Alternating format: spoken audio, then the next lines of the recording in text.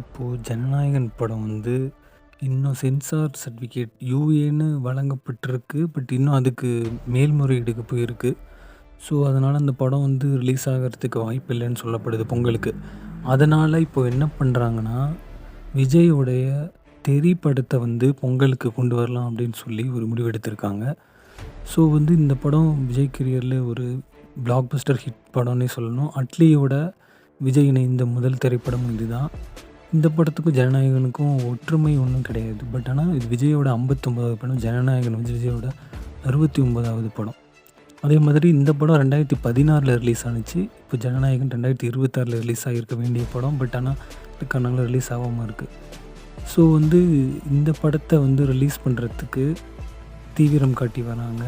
So கண்டிப்பாக இந்த தெறி படம் வந்து விஜய் ரசிகர்கள் ஜனநாயகன் ரிலீஸ் ஆக வருத்தத்தை போக்குற மாதிரி இந்த படத்தை ரிலீஸ் பண்ணுறாங்க.